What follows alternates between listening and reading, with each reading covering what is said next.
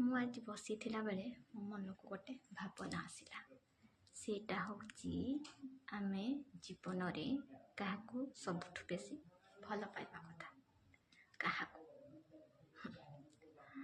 ଆମକୁ ଜନ୍ମ ଦେଇଥିବା ବାପା ମାଆଙ୍କୁ, ନା ଆମ ହାତ ଧରି କଥା ଦେଇଥିବା ସେ ସାଥୀଟି ଯିଏକି ଜୀବନ ସାରା ଆମ ସାଥୀ ହୋଇ ଚାଲିବ, ନା ଆମେ ସୃଷ୍ଟି କରିଥିବା ସେ କୁନି ଜୀବଟି,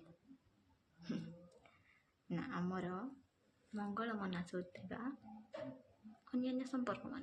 କାହାକୁ ଭଲ ପାଇବା? କାହାକୁ ବେଶୀ ଭଲ ପାଇବା?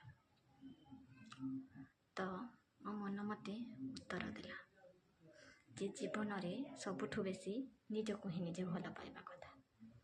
କାରଣ ବାହାଘର ପରେ ବାପା ମାଆଙ୍କୁ ଛାଡ଼ିକି ଶାଶୁଘର ଯିବାକୁ ପଡ଼େ। ତ ଆମେ ଗୋଟେ ପକ୍ଷରେ ତାଙ୍କଠୁ ଦୂରେଇ ହିଁ ଗଲେ। ତ ଆଉ ଭଗବାନ ଯେ ପର୍ଯ୍ୟନ୍ତ ସାଥ ଦେବେ, ଆମ ସାଥୀ ଆମ ସହିତ ସେ ପର୍ଯ୍ୟନ୍ତ ରହିବ। ଆଉ ରହିଲା ଆମେ ସୃଷ୍ଟି କରିଥିବା କୁନି ଜୀବଟି। ଆମେ ଯେମିତି ବାହାଘର ହେଇକି ଶାଶୁଘରକୁ ଯାଇଛେ, ତ ସେ ବି ସେମିତି ଯିବ ନା। ତ ଆଉ ଜୀବନରେ କାହାକୁ ସବୁଠୁ ବେଶୀ ଭଲ ପାଇବା?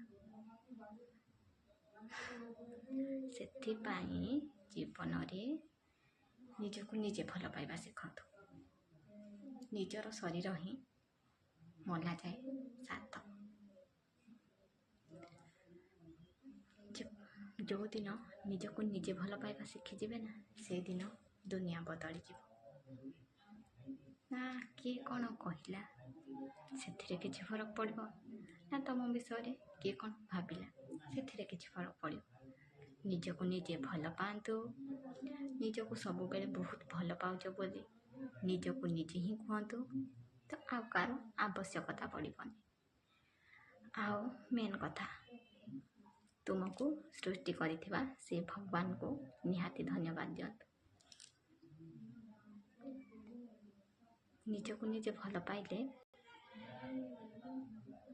ଦୁଃଖ କମି ଯାଇଥାଏ।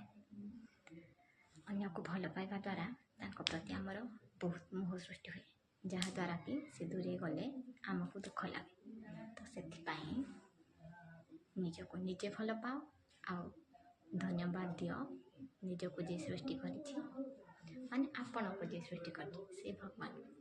ତ ଜୀବନ ଦେଖିବ କେତେ ସରଳ ହେଇଛି। କଥାଟି ଯଦି ଭଲ ଲାଗିଲା ନିହାତି କମେଣ୍ଟ କରିବେ। ଆଉ ଆପଣମାନେ କ'ଣ ଭାବୁଛନ୍ତି ଜୀବନରେ ସବୁଠୁ ବେଶୀ କାହାକୁ ଭଲ ପାଇବା କଥା ନିହାତି ଭାବରେ ଜଣେଇବେ।